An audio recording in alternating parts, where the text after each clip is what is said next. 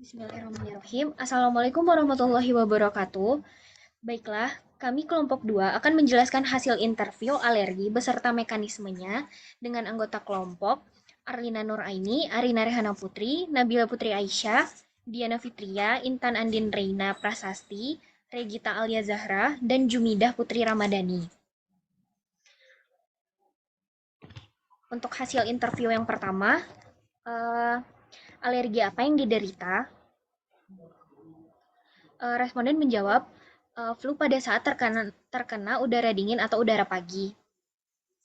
Adakah alergi lain yang Anda miliki? Respondennya menjawab, ada, yaitu buah nanas. Terus efek atau gejala apa yang dirasakan saat alergi dingin dan alergi nanas muncul?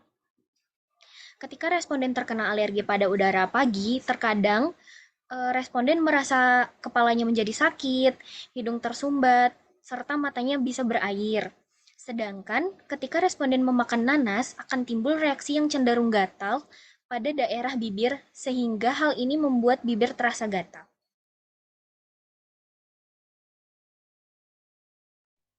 Untuk pertanyaan selanjutnya yaitu sejak kapan pertama kali merasakan kedua alergi muncul? Responden menjawab semenjak responden masa kecil. Adakah orang sekitar memiliki alergi yang sama? Responden menjawab ada, yaitu mama responden sendiri. Adakah obat yang Anda konsumsi untuk mengatasi gejala alergi?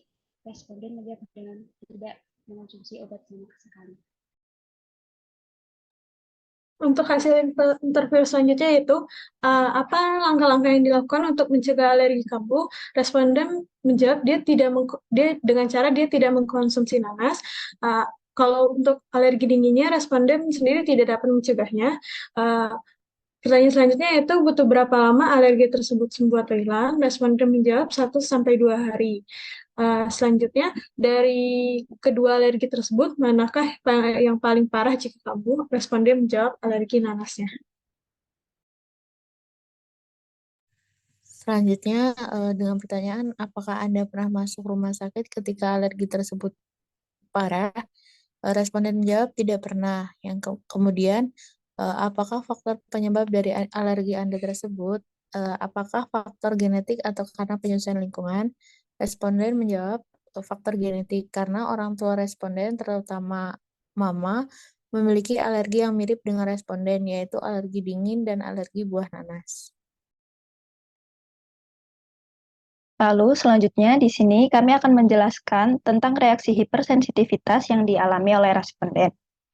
Hipersensitivitas terjadi karena sel-sel imun overekspresi atau terjadi respon imun tubuh yang berlebihan terhadap suatu antigen atau alergen yang sebenarnya tidak berbahaya bagi tubuh.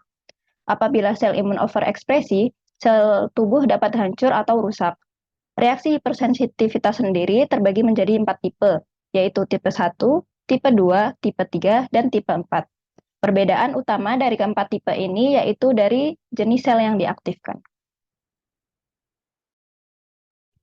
Selanjutnya, penjelasan tentang alergi. Alergi merupakan bagian dari reaksi hipersensitivitas, lebih tepatnya hipersensitivitas tipe 1 yang dikenal juga sebagai IgE-mediated atau immediate, di mana jenis sel yang diaktifkan oleh IgE adalah sel mast. Ketika sudah diaktifkan, sel mast akan melepaskan mediator yaitu immediate hipersensitivitas atau alergi. Selanjutnya untuk faktor penyebab alergi itu ada dua, yaitu faktor genetik dan faktor lingkungan. Sementara itu faktor yang dialami oleh responden adalah faktor genetik.